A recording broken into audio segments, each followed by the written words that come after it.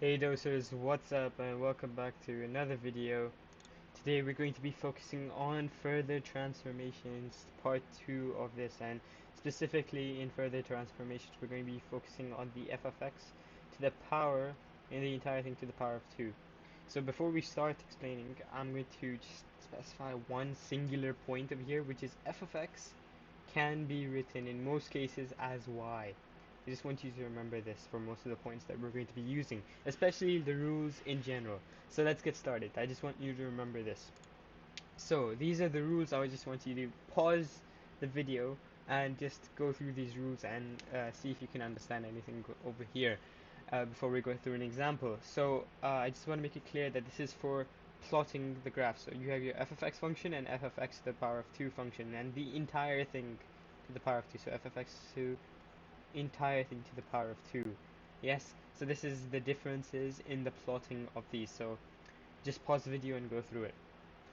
Okay, hopefully you've gone through it by now. So now let's just move on to an example, and we'll be using our rules as a guidance to see what happens. So for the first rule over here is x-intercept becomes the minimum point. So the x-intercept of f of x becomes the minimum point of f of x squared. So red, this is f of x, and blue is our f of x to the power of 2 function. So in our red graph, we see that we have one x-intercept, and that's at x is 0, comma, negative 2. So 0, comma, negative 2 over here is our x-intercept. X-intercept. Yes? And then we see over here that our blue graph over here, we see that that is our minimum point for our blue function, that this is the least value that we get. Oh,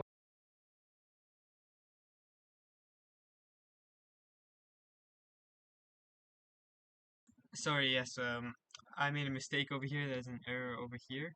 Sorry, this should be negative 2 comma 0. Negative 2 comma 0 over here. So we see that this point, y is the least value over here. The least value of y here is 0. So that means this is our minimum point over here. So we clearly see that the x-intercept at f of x becomes the minimum point for the function f of x to the power of 2.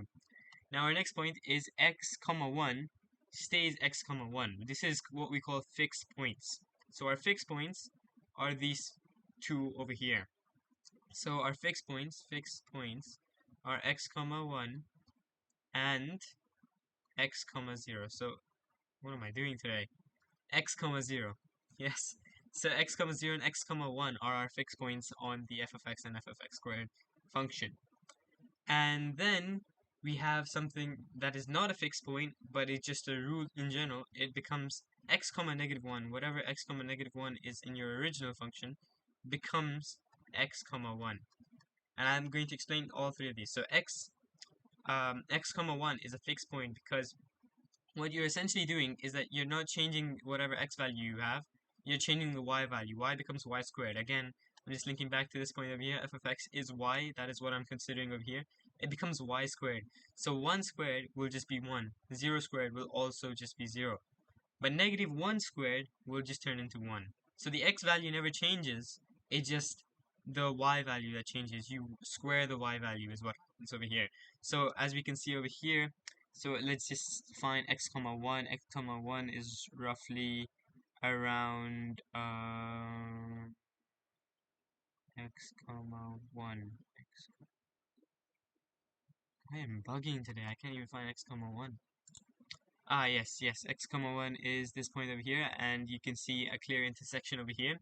So this is your fixed point, so x, whatever x is, and 1. That is your fixed point over there, and that stays the same. And then for the 0 part also, negative 2 comma 0, when y was 0, that is also a fixed point. Yes, so that stays the same too. Now our next rule is that x comma y goes into x comma y squared. That's fairly simple, fairly easy to understand. Yes, and then we look at our horizontal asymptote. So in this function, in our f of x function over here, in our red function, we have a asymptote. We have a singular asymptote over here, which is x is equal to negative 1, right? Yeah, so x is equal to -1 is our vertical asymptote, and y is equal to 2 over here is our horizontal asymptote. Horizontal asymptote over here. So what happens here is that since these two are your asymptotes, what you can do over here is you can apply this rule. So y is equal to k, which is our 2 over here, becomes y is equal to 4. So now our horizontal asymptote for this function over here becomes y is equal to 4. So our horizontal asymptote for the f of x to the power of 2 function is now y is equal to 4.